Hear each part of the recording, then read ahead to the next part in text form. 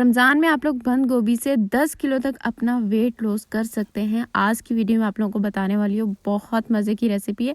और इसकी मज़े की बात यह कि आप इस रेसिपी से 2 काम कर सकते हैं। बच्चों के लिए लंच बॉक्स भी तैयार कर सकते हैं और अपना वेट भी लॉस कर सकते हैं। तो चलिए जी वीडियो को स्टार्ट करते हैं। बिस्मिल्लाहिर्रहमानिर्रहीम। अस्सलाम वालेकुम। मैंने यहाँ पे ले लिया बंद गोभी का एक छोटे साइज़ का फूल, जिसको मैंने दरमियान में से कट कर लिया। इसका हाफ पार्ट ही हमें लेना है एक दिन के लिए, बाकी जो है वो हम नेक्स्ट डे ले सकते हैं। अच्छा, इसकी हमने कटिंग कर लेनी है। कटिंग आप लोग देखें, बिल्कुल हमें इसकी बारीक वाली कटिंग करनी है, फाइन चॉप नहीं करना, हमने इसकी इसी तरह से स्ट्रिप्स में कट करना है।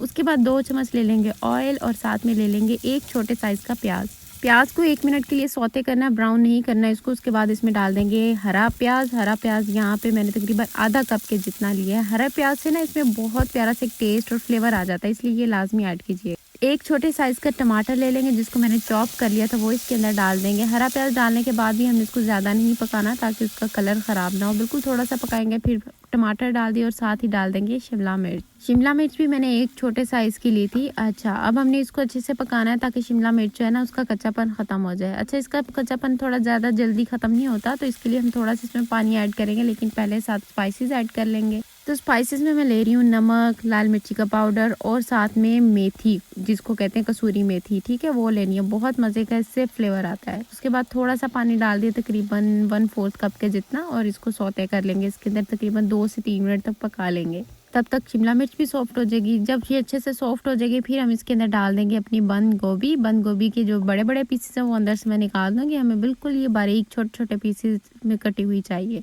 तो पहले मीडियम लो आंच में हमने इसको तकरीबन 2 मिनट के लिए पका लेना है, ताकि इसका थोड़ा सा जो पानी है ना वो ड्राई हो जाए। फिर उसके बाद हमने इसमें डालने हैं सोया सॉस, चिली सॉस और विनेगर। अच्छा, इससे क्या होगा कि इसका टेस्ट बहुत मज़े का, बिल्कुल जैसे पिज़्ज़ा खा रहे हो इस तरह का इसका फ्लेवर आएगा, इसलिए ये बहुत मज़े का लगता है। मैंने इसमें तकरीबन 2-2 चम्मच के जितना डाल दिया। आप लोग अपने टेस्ट के अकॉर्डिंग इसका ना कम या ज़्यादा एडजस्ट कर सकते हैं।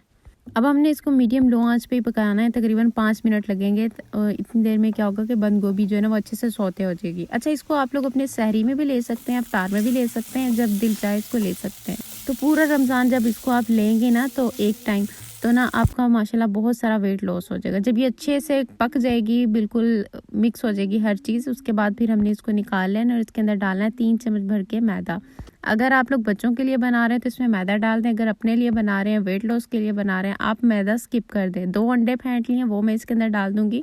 उसके बाद हमने कर लेनी है इसकी अच्छे से मिक्सिंग, बहुत ही अच्छे से हमने इसकी मिक्सिंग करनी है ताकि मैदा और अंडे एकदम वेल कंबाइन हो जाए। साथ ही हम इसमें डाल देंगे थोड़ी सी हरी मिर्च से फ्लेवर अच्छा आ जाता है। बच्चों के लिए बना रहे हैं तो हरी मिर्च को आप स्किप कर दीजिएगा।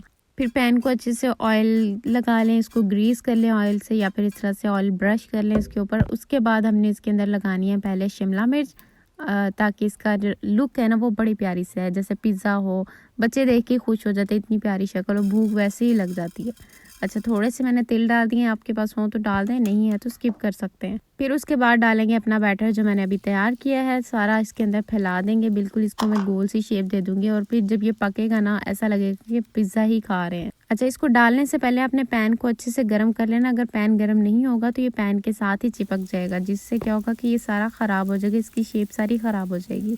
अब ये एक साइड से पक चुका है। अब मैं प्लेट रख के इसकी साइड चेंज करूँगी। ये देखिए कितना प्यारा गोल्डन कलर आया है ना इसका।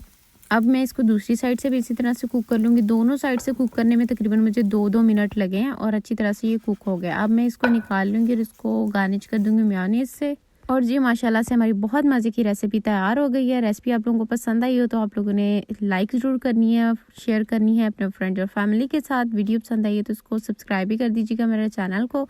तो मिलते हैं फिर नेक्स्ट वीडियो में, तब तक के लिए मुझे दुआ में याद रखिएगा। अल्लाह हाफिज़, रब रखा।